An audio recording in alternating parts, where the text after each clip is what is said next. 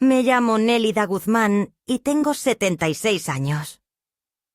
Durante más de 4 décadas, esta casa fue el centro de mi mundo. No era grande ni lujosa, pero cada rincón tenía mi aliento. Cada pared conocía mi historia, y cada grieta en el piso me hablaba de los años pasados.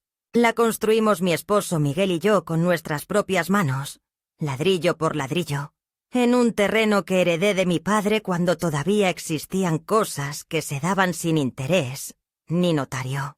No fue una construcción rápida ni perfecta, pero sí honesta. En aquellas épocas, nos levantábamos antes del alba, compartíamos café negro en tazas desportilladas y salíamos a trabajar al mercado central. Él en el puesto de herramientas, yo vendiendo telas y botones.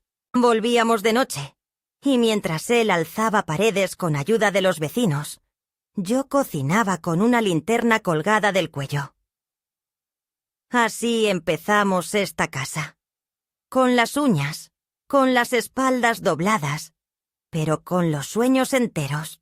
Después nacieron los hijos, primero Daniel, luego Clara. Con ellos llegó el desorden y también el sentido real de hogar. El patio, que al principio era solo tierra dura, se fue llenando de risas, de juguetes rotos, de gallinas que nunca pusieron huevos, y de plantas que yo cuidaba con la devoción de una abuela, aunque aún no lo era. A Clara siempre le gustaron las bugambilias, así que sembré una justo a la entrada, para que la viera florecer cada primavera. Nunca pensé que algún día ella la mandaría cortar, porque ensuciaba demasiado con las flores secas. Cuando Miguel murió, hace ya 19 años, yo creí que el dolor no iba a dejarme levantarme jamás. Fue un infarto fulminante, de esos que no avisan, que no permiten despedida ni abrazo final. Estábamos viendo televisión, un programa de esos antiguos que nos hacían reír, cuando de pronto dejó de reír. Lo vi inclinarse hacia un costado, y supe. Nunca había sentido tanto frío en una habitación. Desde entonces, el calor lo tuve que inventar sola, a base de hábitos, de rutinas que él me enseñó, de hablarle a su foto cada mañana mientras calentaba el café. Durante meses dormí con su camisa puesta y con la radio encendida para no oír el silencio. Clara, mi hija, al principio fue consuelo. Venía cada tarde con los niños, me abrazaba fuerte, llorábamos juntas. Pero con el tiempo, su voz se volvió más impaciente, sus visitas más breves. Y cuando se separó del padre de sus hijos, vino a vivir conmigo. No por cariño ni por necesidad emocional, sino porque esta casa estaba a su nombre también, aunque ella nunca lo supo. Yo había hecho los trámites legales para que, si algo me pasaba, Clara pudiera quedarse sin pasar por papeles ni jueces. Me pareció lo correcto, lo maternal, pero cometí un error al pensar que ella vería en esta casa lo mismo que yo veía. Un refugio, un legado, una memoria viva. No. Para Clara esta casa fue siempre una carga, un espacio incómodo, una reliquia de tiempos que prefería olvidar. Al principio me dejaba el cuarto principal. Decía que era lo mínimo, que yo merecía comodidad. Pero cuando se mudó con su nuevo esposo, un hombre tan pulido como indiferente, la cosa cambió. Me pasaron a la habitación de servicio, la pequeña, la que da al patio, la que no tiene ventilación. Allí pusieron una camita de plaza y media, una mesita sin cajones y una lámpara rota. Todo lo demás que yo tenía, mi ropero de cedro, la cómoda donde guardaba las cartas de Miguel, mi mecedora, fue a parar al trastero para hacer espacio. Me dijeron que era temporal, pero el tiempo se volvió definitivo. Mis días se volvieron silenciosos y predecibles. Me levantaba antes que todos, preparaba café y pan, y dejaba la cocina limpia antes de que bajaran a desayunar. Nadie me lo pedía, pero nadie lo agradecía tampoco. Me acostumbré a oír las risas desde lejos, a ver las fotos familiares en las paredes sin mi rostro, a ser testigo de una familia en la que yo ya no tenía rol. A veces creía que si desaparecía, solo lo notarían por el olor a encierro. Mi nieto menor, Julian, me preguntó una vez si yo vivía con ellos o si era una vecina que venía a limpiar. Reí por compromiso, pero por dentro sentí que algo se quebraba para siempre. La relación con Clara empezó así a agrietarse sin escándalos, de forma sorda, como goteo de caño viejo. Una vez me dijo que hablaba muy alto, otra que olía a naftalina, otra que no entendía cómo funcionaban las cosas ahora. Ella hablaba de modernidad como si fuera una religión, y yo una hereje. Me pidió que no opinara frente a sus amigos, que no hablara de cosas viejas, que no usara mi pañuelo de flores, porque parecía sacado de una telenovela de los 80. Me lo dijo en broma, pero dolía igual. Y un día, sin darse cuenta, me pidió que no saliera del cuarto cuando tuviera visitas, para no incomodar. Ese día dejé de llamarla hija, aunque aún lo decía en voz alta. A veces me sentaba en la escalera del patio a leer los libros que aún conservaba. Leía a escondidas, como si fuera un delito. Como si la literatura que me acompañó toda la vida tuviera que esconderse en este presente donde lo útil es lo que brilla. Y lo viejo, lo que estorba. Mis tardes se reducían a escuchar los noticieros en mi pequeña radio, a mirar por la ventana del lavadero y a recordar los nombres de las vecinas que ya se habían ido. Me preguntaba cuánto más iba a durar mi estancia allí, no por salud, no por falta de recursos, sino porque sentía que estaba ocupando un espacio que ya no me querían prestar. Nunca me quejé. No soy de esas. Me criaron para resistir, para agradecer lo que hay, aunque duela. Pero una noche, mientras preparaba una sopa para mí, oí a Clara decirle a su esposo que ya era hora de que la vieja se fuera. No gritó. Lo dijo con la naturalidad de quien comenta el clima, y eso fue lo que más dolió. Que no lo dijera con rabia, sino con cansancio, como si yo fuera una tarea pendiente que postergaban. Esa noche no dormí. Me quedé sentada en la silla, con la sopera aún tibia frente a mí, pensando qué haría si me pidieran que me fuera. ¿A dónde iría? ¿Quién me abriría una puerta? Pero lo que ni Clara ni su esposo sabían, lo que nadie sabía, es que hacía semanas yo había hecho algo que cambiaría el rumbo de todo. En secreto, en una visita al notario, había firmado un acuerdo. Vendí la casa. Mi casa. Nuestra casa. Porque si no tenía lugar en ella, entonces no tenía sentido conservarla. Nadie me obligó. Nadie me presionó. Fue mi decisión, silenciosa pero firme, tomada con la calma de quien sabe que no puede seguir siendo una sombra, donde antes hubo sol. Así empezó todo. Con una frase dicha sin pensar. Lárgate de mi casa. Una frase que sin saberlo, había llegado tarde. Porque ya no era su casa. Ya no era nuestra. Ya no era mía. Pero yo, al fin, sí era libre. El día en que todo se rompió por fuera, porque por dentro ya llevaba tiempo desmoronándose, fue un martes común. De esos en los que nadie espera nada, en los que la rutina funciona como una niebla espesa que adormece hasta los dolores. Me había levantado temprano, como siempre, antes que los demás. Preparé café, tostadas con manteca y un poco de compota de manzana que había hecho el fin de semana. Dejé todo sobre la mesa y luego fui a mi cuarto a ordenar mi ropa.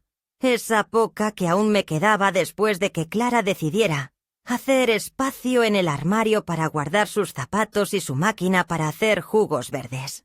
Escuché sus pasos bajar por la escalera, la voz apagada de su marido pidiendo café, el crujido de la silla cuando se sentó. Nadie notó que yo ya me había retirado a mi rincón. Nadie llamó mi nombre. Poco después bajé a buscar mi bolso que había dejado junto a la entrada. Y entonces... La escuché. Estaba al teléfono, hablando con alguien. Una amiga, quizás una inmobiliaria, ahora pienso. Y decía con tono cansado, pero firme. No sé, a veces pienso que sería mejor mandarlas a un hogar. No uno feo, claro, pero algo más controlado. Es que ya no se adapta. Esta casa no es para tener una anciana dando vueltas, te juro. Me da culpa, pero no podemos seguir así. Me detuve en seco. Mi cuerpo entero pareció vaciarse, como si cada palabra suya hubiera drenado el poco calor que me quedaba. No era un grito ni una rabieta. Era peor. Era una confesión dicha con naturalidad, con ese tono que se reserva para hablar de problemas logísticos. Como si yo fuera una caja que ya no encaja en ningún rincón de la casa. No hice ruido. Retrocedí como una sombra y me encerré en el baño, fingiendo que estaba buscando algo en el botiquín. Miré mi reflejo. No reconocí a la mujer que tenía enfrente. No por las arrugas ni por el cabello blanco, sino por la expresión apagada de los ojos. Me senté en la tapa del inodoro y conté hasta 100. No lloré. Me prometí no hacerlo. Ya había llorado muchas veces por cosas que no merecían mis lágrimas. Esta no sería una más. En lugar de eso, recordé la carpeta azul que guardaba en la bolsa de tela dentro del ropero. Allí estaban los documentos. La escritura de la casa, aún a mi nombre. El contrato firmado semanas atrás con la empresa que compró la propiedad. La cláusula de ocupación que me permitía quedarme hasta que yo decidiera dejarla. Y la notificación que aún no había enviado, pero que estaba lista para imprimirse.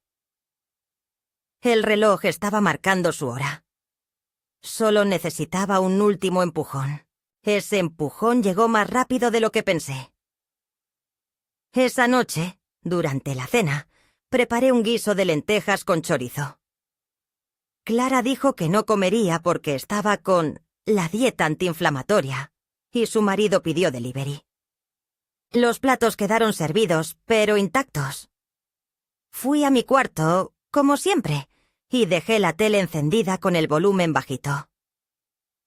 Antes de dormirme, pensé en mi esposo, en cómo habría reaccionado él si viera en qué se convirtió nuestra hija. Luego me corregí. Ella siempre fue así, solo que yo nunca quise verlo. Me dormí con la imagen de Miguel riéndose en el jardín, quitando las hojas secas de las bugambilias que ella adoraba de niña. La mañana siguiente amaneció con un viento seco y el crujido de una conversación tensa que se colaba por la puerta de la cocina.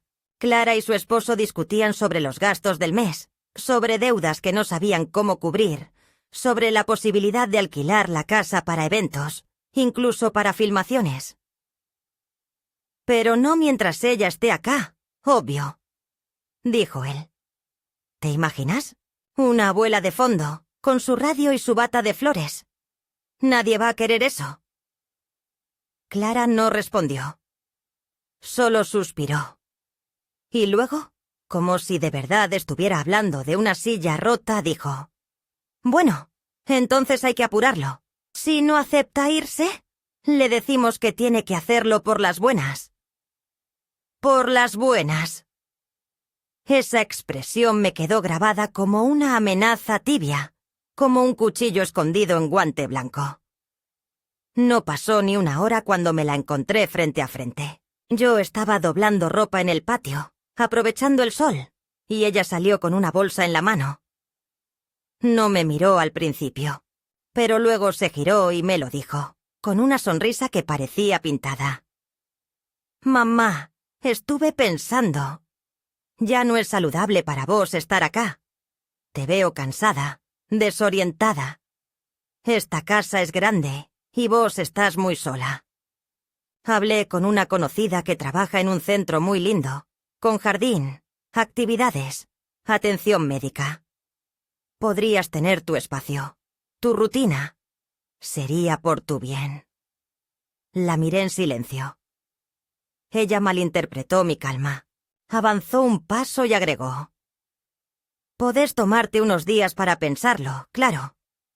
Pero si decidís quedarte, vamos a tener que hacer algunos cambios. Ya no podés estar por toda la casa. La cocina, por ejemplo.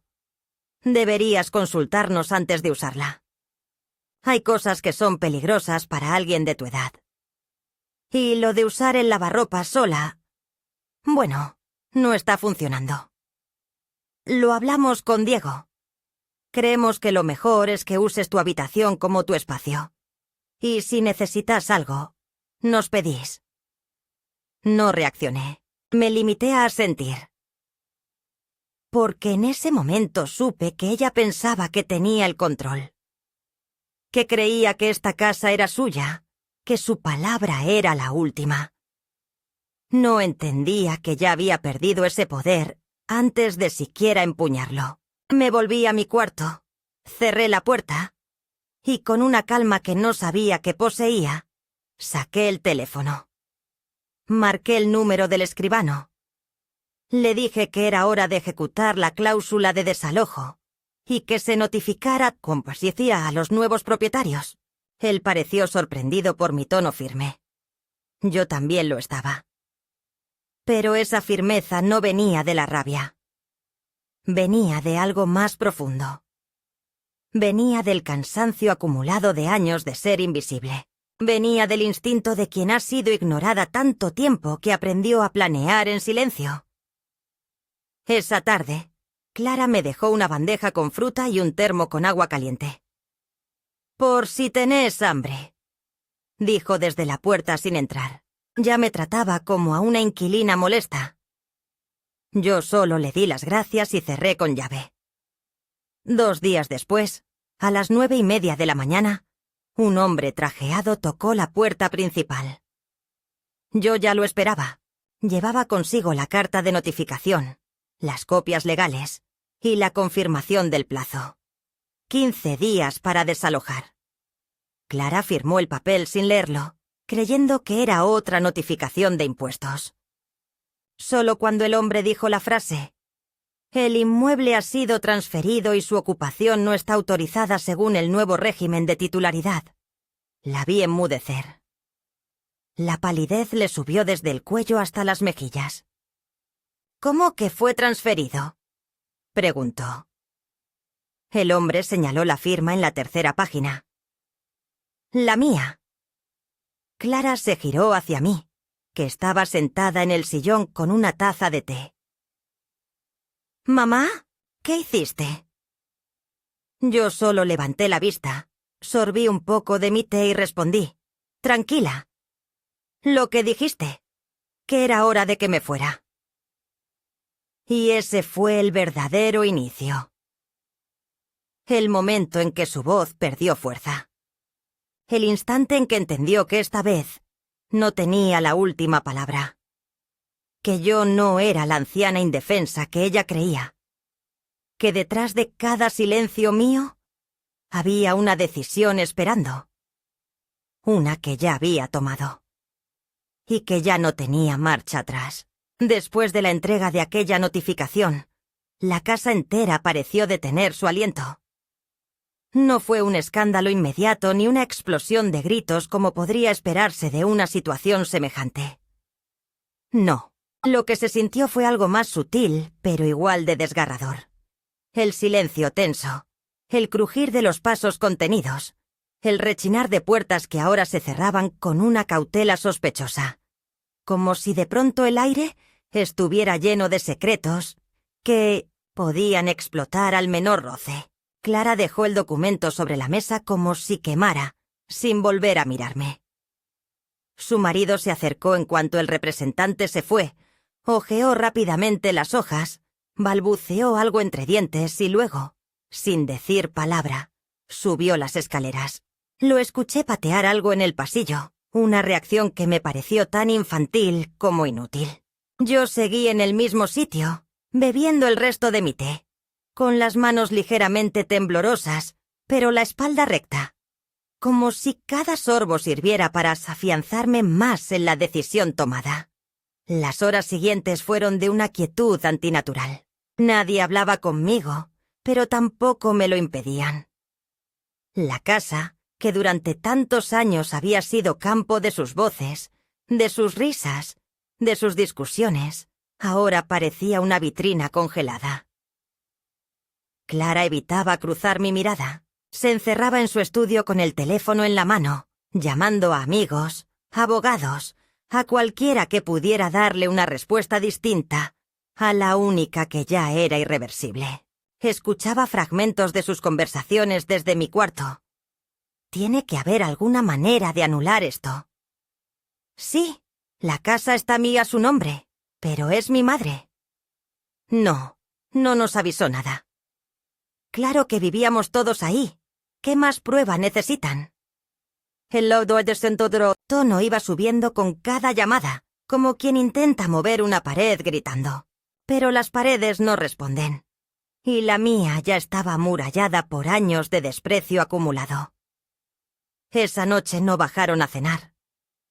Yo comí en silencio, pan con queso, y me serví una infusión de menta. Lavé mis platos como siempre, limpié la encimera y apagué la luz de la cocina como lo había hecho cada noche desde que la construimos.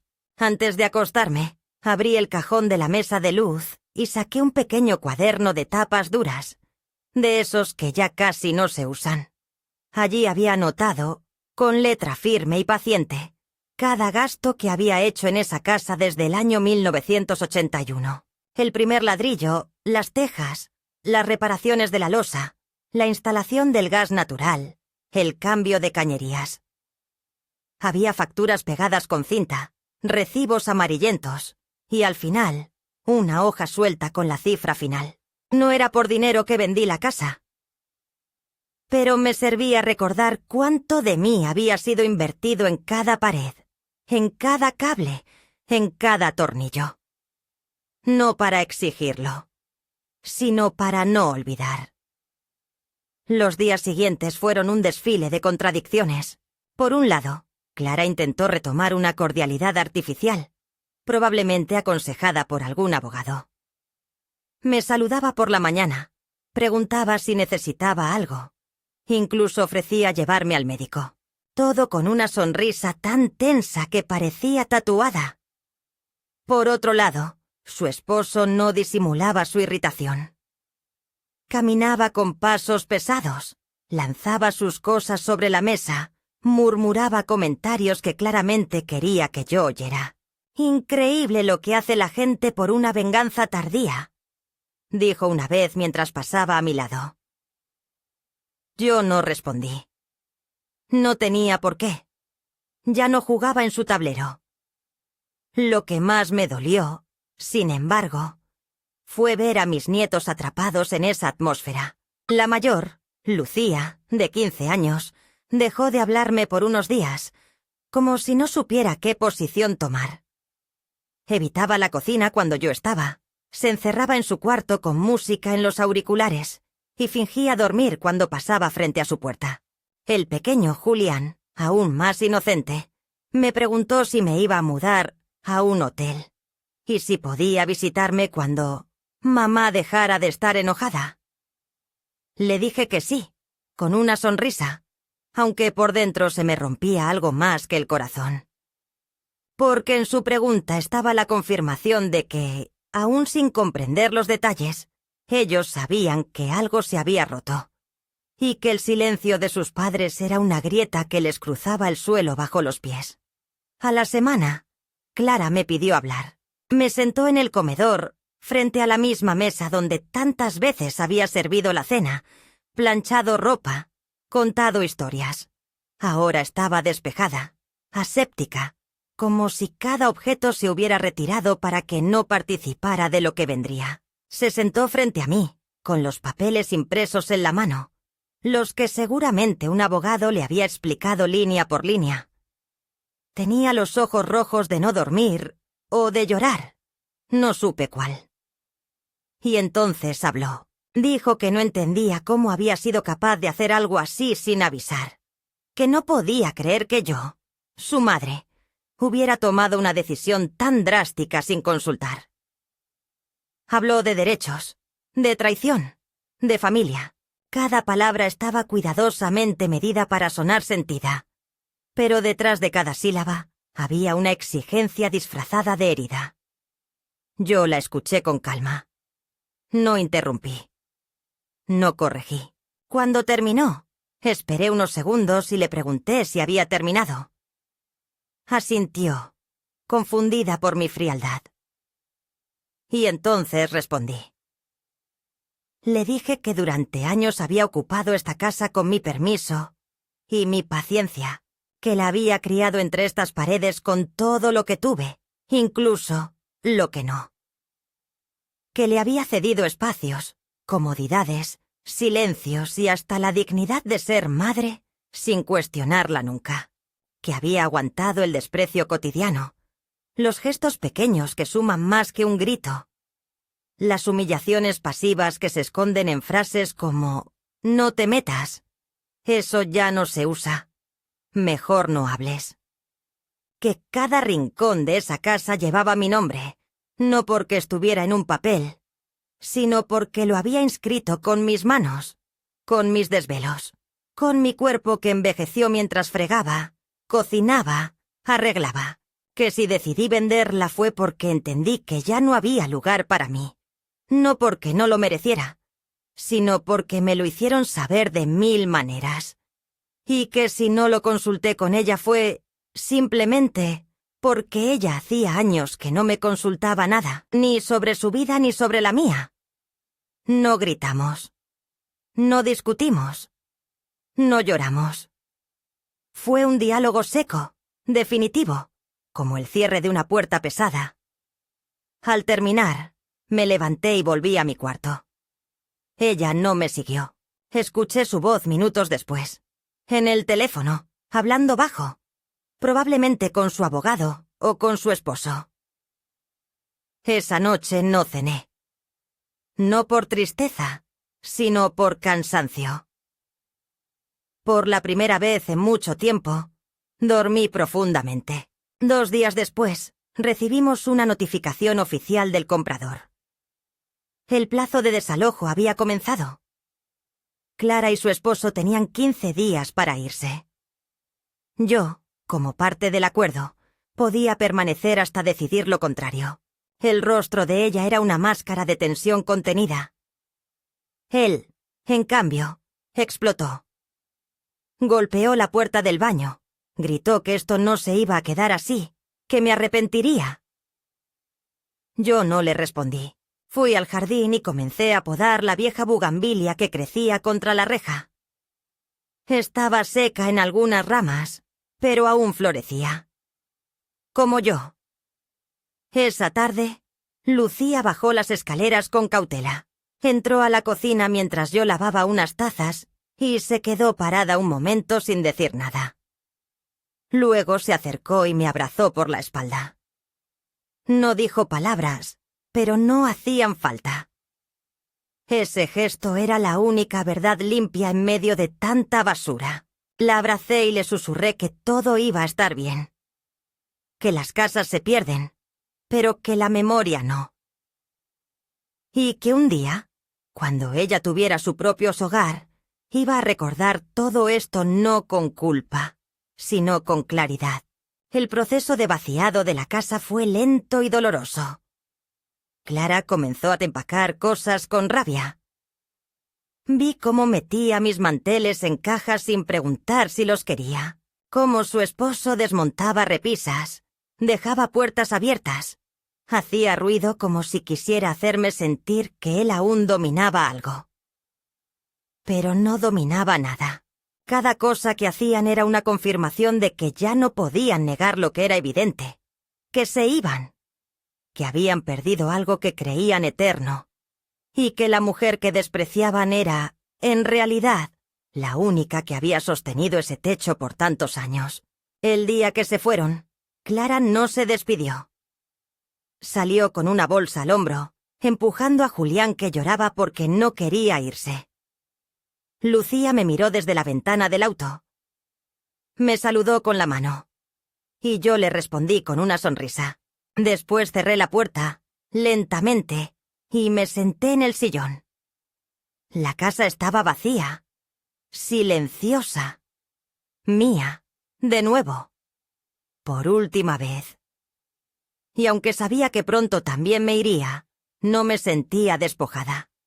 Me sentía, por fin, en paz, porque la primera escalada no fue la suya. Fue la mía. Y esa altura, aunque solitaria, era digna. Pasaron los días, y la casa, ahora vacía de voces ajenas, comenzó a respirar de nuevo. El silencio que antes me oprimía se transformó en una melodía suave, en una compañía que no exigía, que no juzgaba. Cada rincón parecía susurrarme recuerdos, no como lamentos, sino como testimonios de una vida vivida con entrega. Me descubrí recorriendo las habitaciones con una calma que no recordaba haber sentido en años. Las paredes, testigos mudos de tantas historias, parecían agradecer mi presencia, como si reconocieran en mí a su verdadera dueña. Una mañana, mientras preparaba mi café, noté cómo la luz del sol se filtraba por la ventana de la cocina, iluminando el mantel bordado que había colocado la noche anterior. Ese simple detalle me llenó de una satisfacción serena. Me senté a disfrutar de mi bebida, observando cómo el vapor ascendía en espirales lentas, y por primera vez en mucho tiempo, no pensé en lo que debía hacer después. No tenía que planear el almuerzo de otros, ni escuchar instrucciones disfrazadas de sugerencias, ni pedir permiso para usar mi propia estufa. Aquel estado de contemplación me llevó, inevitablemente, a reflexionar sobre los últimos años. No con tristeza, sino con una lucidez nueva. Entendí que no había perdido una hija. Simplemente había dejado de sostener una relación que durante mucho tiempo solo había existido gracias a mi silencio. Comprendí que, más allá del amor que alguna vez hubo, Clara había elegido otro camino, uno en el que no había lugar para mí, y que mi error fue quedarme esperando a que me hiciera un lugar por voluntad propia. Me dolió, sí, pero también me liberó, porque aceptar esa verdad me permitió cerrar una herida que había mantenido abierta por orgullo, por necesidad emocional, por el instinto antiguo de la madre que se niega a rendirse. En ese estado de introspección, decidí hacer algo que llevaba años postergando: escribir. Siempre había querido dejar un testimonio, no para publicar, no para otros, sino para mí misma. Para ordenar mis recuerdos, para que las palabras me sirvieran de espejo. Saqué una libreta de tapas duras, una de esas que guardaba desde que trabajaba en la cooperativa de costura, y comencé a escribir desde el principio. Desde la primera vez que vi a Miguel, cuando él llevaba un sombrero ridículo y una sonrisa que desarmaba. Escribí sobre nuestros primeros años, duros, pero llenos de una alegría que ahora me parecía heroica. Sobre el nacimiento de Clara, sobre cómo su llanto me hizo sentir, por primera vez, que mi vida tenía un propósito más allá de mí misma. Escribí sobre las noches en vela, sobre los pequeños triunfos, sobre las pérdidas que llegaron demasiado pronto, sobre la enfermedad de mi madre y los sacrificios silenciosos. Escribir se convirtió en mi ritual. Cada tarde me sentaba con una taza de té, la radio encendida con música clásica, y llenaba páginas con una letra prolija que iba revelando todo lo que había callado. Me di cuenta de que tenía mucho que contar, y que mis memorias no eran pequeñas ni insignificantes. Eran, en su humildad, un legado. Una tarde, mientras escribía sobre el primer uniforme escolar de Clara, escuché el timbre. Era Lucía. Venía sola, con una mochila hacia la espalda y una expresión que mezclaba culpa y determinación. La invité a pasar sin hacer preguntas. Se sentó en la cocina y me miró como si buscara algo en mi rostro. como si necesitara confirmar que yo era real. Me dijo que no soportaba el ambiente en su casa, que sus padres apenas se hablaban desde que se fueron de aquí, que su madre no dejaba de repetir que la abuela arruinó todo. Pero lo que más le dolía, dijo con voz entrecortada, era el silencio. No hablan de vos, abuela, como si no existieras. Y eso me da miedo, porque yo me acuerdo de todo lo que hacías. Y si te borran a vos, ¿quién dice que no me van a borrar a mí cuando no les sirva? La abracé. Le dije que en esta casa siempre iba a tener un lugar, que no necesitaba elegir entre nadie, pero que si alguna vez sentía que no encajaba en el mundo de su madre, yo la iba a esperar con las ventanas abiertas. Lucía empezó a venir cada fin de semana. A veces se quedaba a dormir. Estudiaba en la mesa del comedor, me ayudaba a regar las plantas, preguntaba por historias de cuando su madre era niña. Y así, sin que lo buscáramos, tejimos una nueva rutina, una en la que no había recriminaciones ni exigencias, solo presencia. Me di cuenta de que eso era lo que más había echado en falta. Estar con alguien que te ve. No como carga, ni como obligación, sino como ser humano. Lucía, con su torpeza adolescente y su mirada aguda, me devolvía el espejo de mi propia dignidad. Un domingo por la tarde, mientras ella me ayudaba a organizar una caja con fotografías antiguas, encontramos una en particular que nos detuvo. Era del patio, en un verano lejano, con Clara de pequeña sobre los hombros de su padre. Miguel sonreía a la cámara, y detrás yo sostenía una regadera, riendo con la boca abierta. Lucía se quedó mirándola un largo rato. Nunca vi a mamá así, dijo en voz baja. Yo tampoco, pensé, pero no lo dije. En cambio, le conté la historia detrás de la foto. Cómo aquel día habían venido los vecinos a ayudar con la instalación de las luces. Cómo se quemó el arroz. Cómo terminamos comiendo pan con tomate y riendo hasta quedarnos dormidos en las sillas del patio. Nos reímos juntas, y en ese momento supe que esa historia no iba a desaparecer.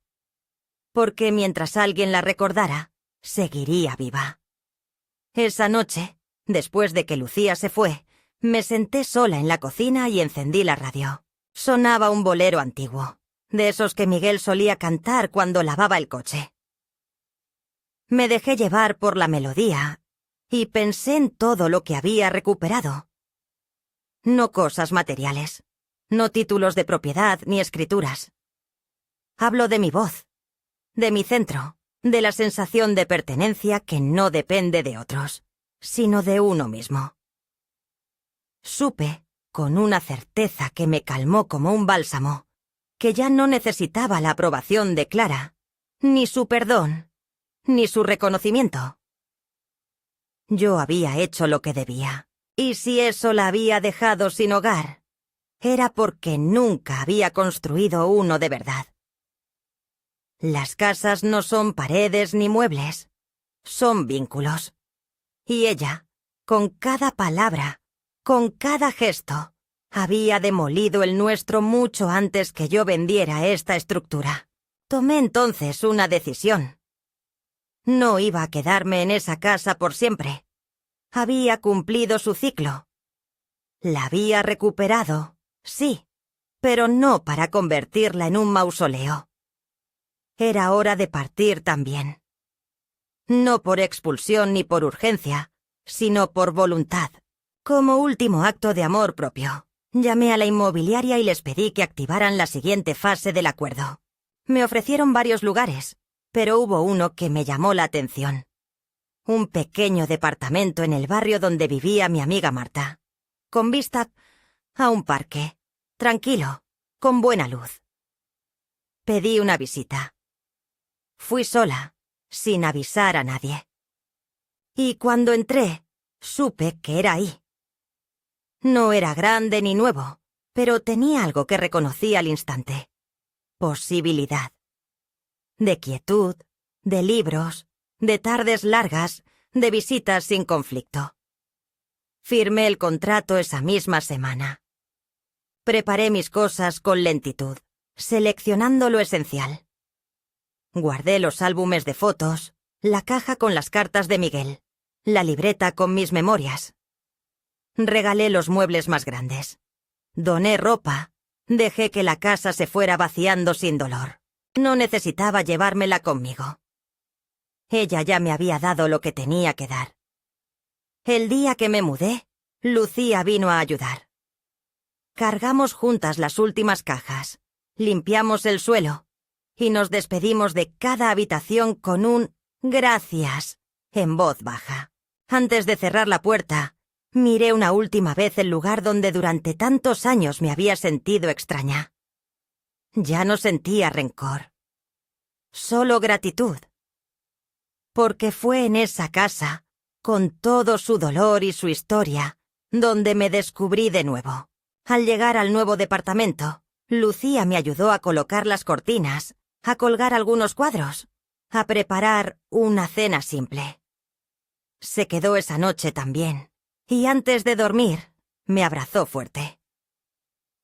«Te quiero, abuela», me dijo. «Gracias por no rendirte». Cerré los ojos con una paz profunda. Porque si ese amor era el fruto de mi resistencia, entonces todo había valido la pena. La vida, a pesar de todo, me estaba dando otra oportunidad. Y esta vez era solo mía. Pasaron más de 3 semanas desde el día en que Clara y su esposo recibieron la notificación de desalojo. El abogado de la empresa compradora había sido muy claro. Debían abandonar la vivienda antes del 20 de ese mes, a pesar de los intentos legales que Clara intentó movilizar, apelaciones por supuesta incapacidad mental de mi parte, alegatos de usufructo tácito y hasta súplicas al notario para invalidar la venta. No hubo giro posible. El contrato era sólido, las firmas eran válidas. Yo estaba en mi pleno juicio. Y la casa ya no era mía, ni suya. Durante días, observé el espectáculo de la desesperación encubierta que se vivía puertas adentro. Las voces subían por momentos, sobre todo cuando el esposo de Clara, Javier, regresaba de hablar con algún abogado, o cuando llegaban notificaciones judiciales que confirmaban lo irreversible.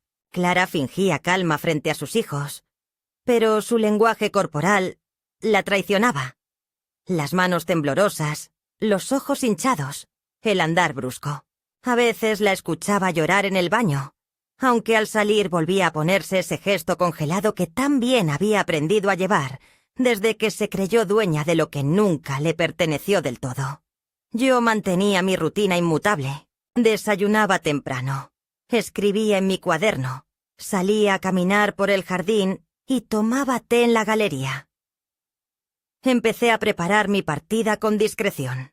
No porque tuviera prisa, sino porque sabía que la segunda fase del acuerdo con la empresa se activaría pronto. La casa se iba a demoler. El terreno sería usado para construir una serie de pequeñas residencias para adultos mayores independientes, con comodidades que ni yo misma había imaginado. Una ironía dulce, pensaba a veces. El mismo suelo que me había visto nacer como mujer adulta, criar hijos y ahora enfrentarme a la indiferencia de una descendiente, se convertiría en refugio para otras mujeres como yo, que en su vejez no encontraban más que sombras frías en el interior de sus propios hogares. Una mañana, mientras recogía ropa del tendero, Clara irrumpió en el patio con una furia contenida que ya no podía disimular. Me acusó de haber arruinado su vida, de haberla traicionado como madre, de haberla humillado frente a su familia política y frente a sus hijos. Me dijo que nunca me perdonaría, que cuando yo estuviera en un hospital o en una cama sin poder moverme, no habría nadie que se preocupara por mí. Yo la miré sin decir palabra. Años atrás, sus palabras habrían sido flechas. Ahora eran polvo. El punto de quiebre llegó una semana antes del desalojo. Clara organizó una cena de despedida familiar para disimular la mudanza. Invitaron a sus suegros, a algunos amigos y a una vecina que siempre había sentido más simpatía por ella que por mí. Me asignaron un lugar en la mesa, en un rincón, lejos de la conversación principal. Como de costumbre, me ignoraron durante casi toda la velada, hasta que Javier, con unas copas de más, hizo un comentario en voz alta sobre cómo algunas personas envejecen y se creen con derecho a destruir la estabilidad de sus hijos, solo porque pueden. Fue un golpe bajo. Clara se rió con incomodidad, y nadie dijo nada. Yo me levanté, tomé mi copa de vino y la vacié sobre el mantel. El silencio fue inmediato. Miré a cada uno de los presentes, les deseé una buena vida y subí a mi cuarto. Esa noche, Lucía entró en mi habitación sin golpear. Tenía los ojos enrojecidos y un cuaderno en la mano. «Yo los escuché hablar, abuela», me dijo. «Sé que mamá te quiere hacer quedar como una loca. Sé que todo esto es tuyo. Estoy contigo». Me abrazó y me entregó el cuaderno. Había estado escribiendo sus propias memorias. Testimonios de lo que había visto durante años. Desprecios, conversaciones grabadas en su diario. Detalles que solo una nieta atenta puede registrar. Fue el regalo más grande que alguien me hizo en años. Le dije que lo guardara bien.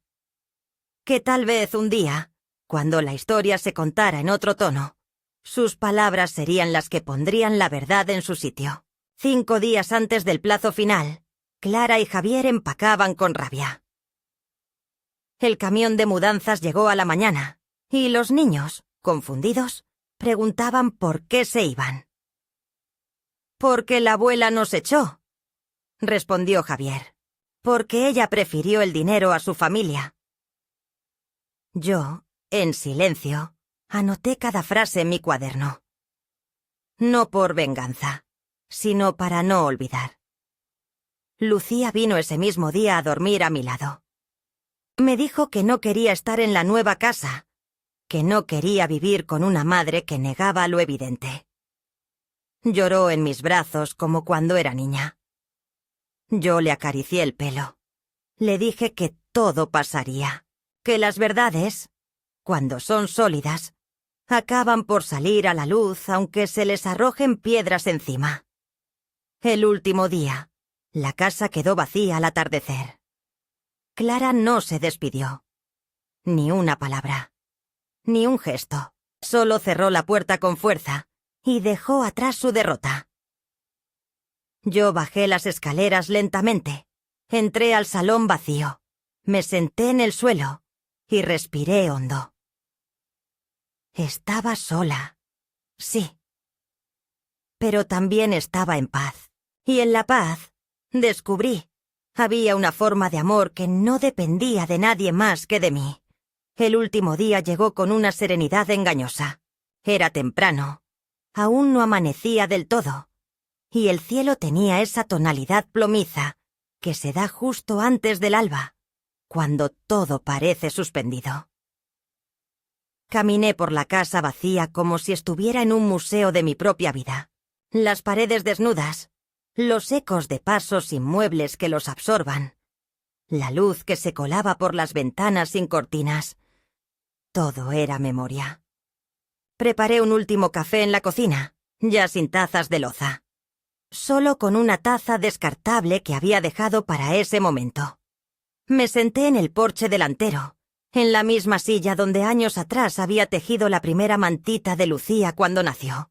A las 8 en punto, llegó el auto negro de la empresa inmobiliaria. Bajó el mismo joven que me había atendido en la oficina semanas atrás, junto con un arquitecto que traía planos enrollados bajo el brazo. Me saludaron con respeto y esperaron mi señal para entrar. Les dije que aguardaran unos minutos.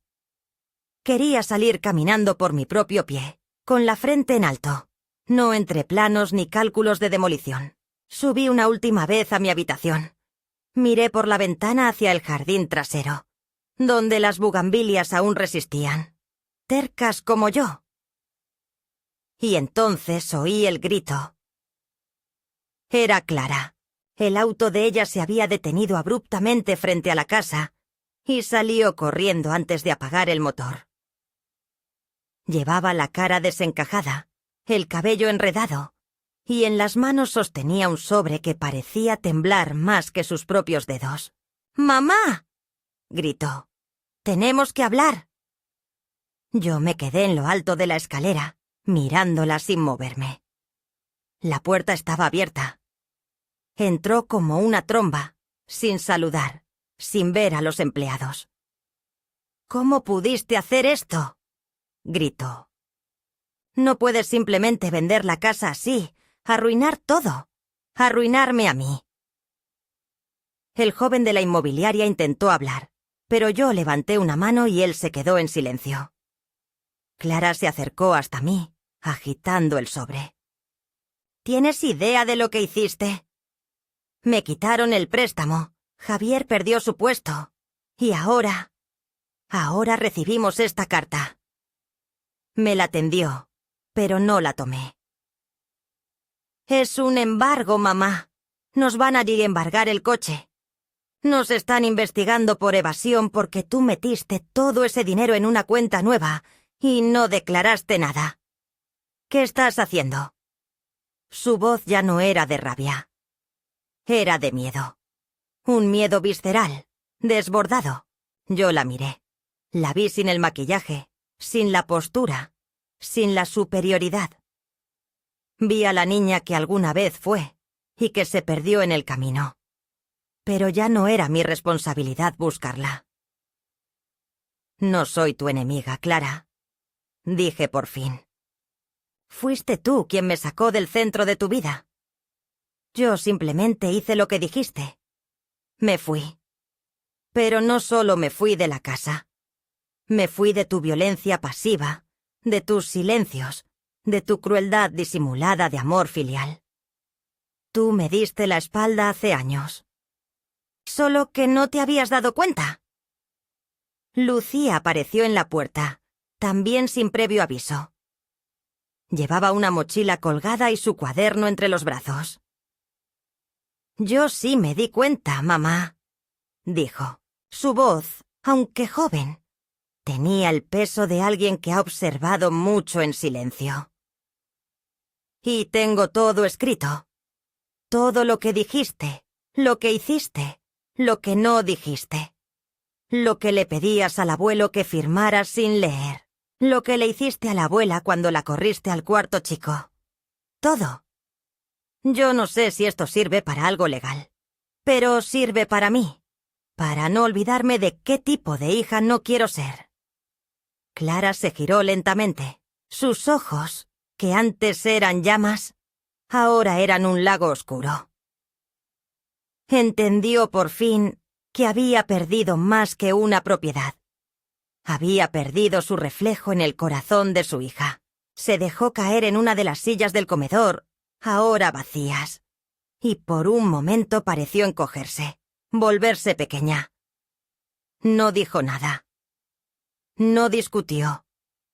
Solo se quedó allí, con el sobre en el regazo, los hombros hundidos, como una estatua derrotada. Yo tomé mi bolso, el cuaderno de memorias y la mano de Lucía. «Nos vamos», le dije al arquitecto. Y mientras salíamos, escuché a Clara susurrar algo que apenas fue audible. «Mamá, lo siento». No respondí. No por orgullo, sino porque ya no era necesario. Algunas disculpas llegan cuando ya no hacen falta. La verdadera justicia no siempre viene con castigos.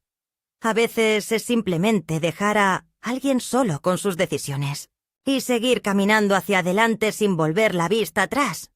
Han pasado 2 meses desde que dejé la casa y me instalé en el departamento nuevo.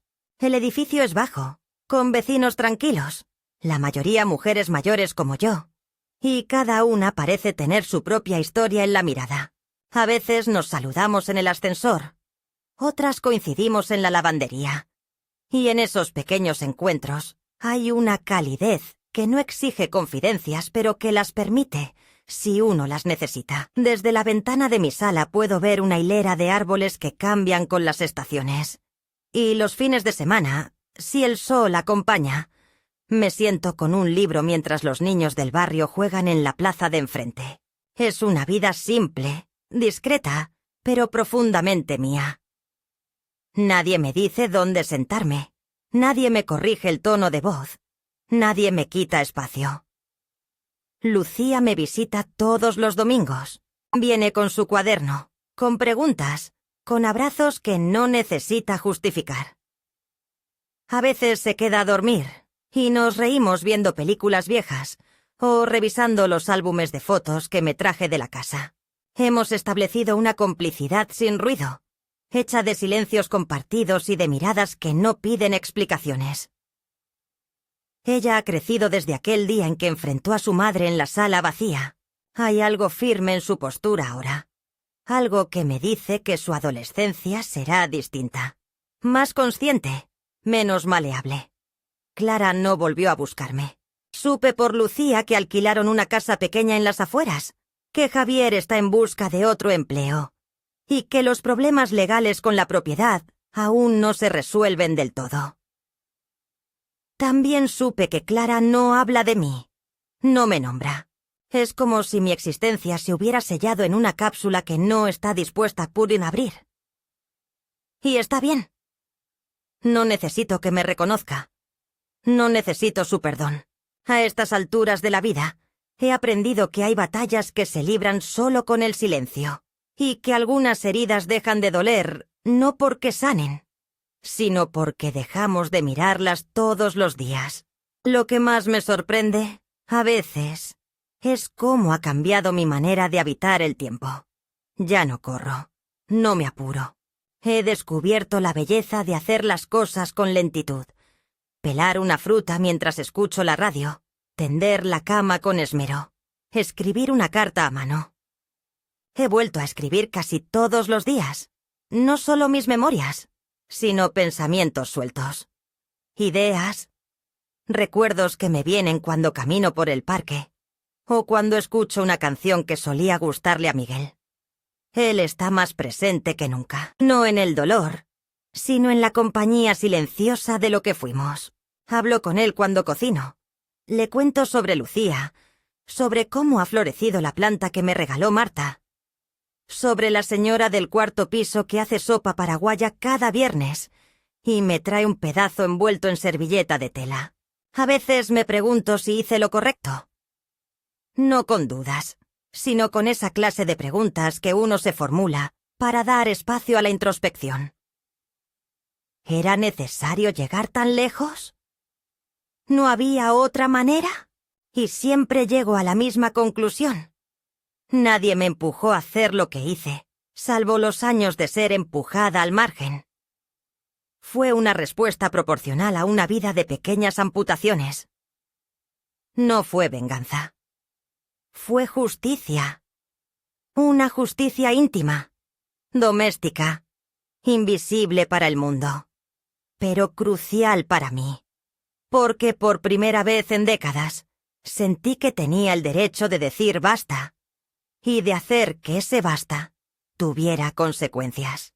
He recibido 2 cartas de Elena, mi otra nieta, la menor. En una me cuenta que extraña las meriendas conmigo, que le cuesta entender lo que pasó, pero que recuerda mi voz leyéndole cuentos antes de dormir. En la segunda me dice que escribió un poema sobre mí para la escuela, aunque no se animó a leerlo en voz alta. Lo guardó en su cuaderno.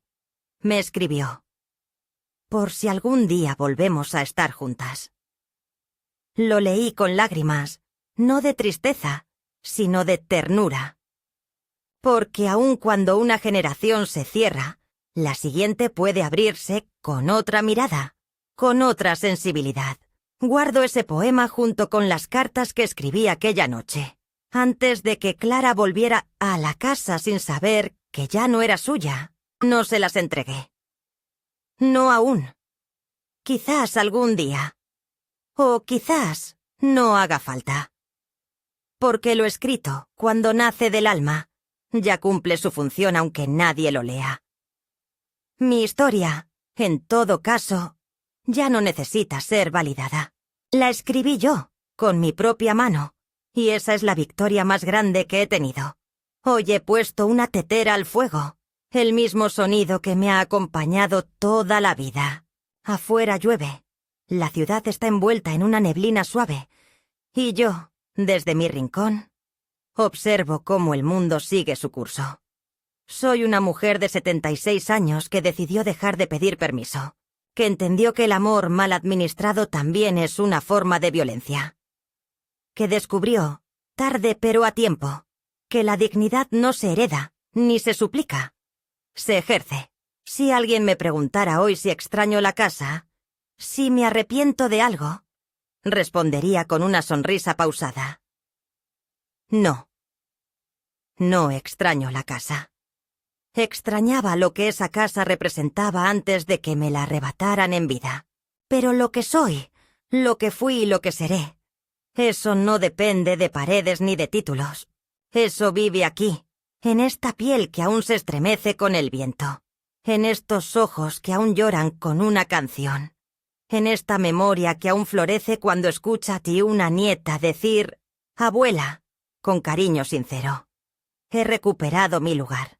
No como madre, ni como dueña de casa, ni como mártir. Lo he recuperado como mujer. Y en ese lugar, por fin, puedo descansar.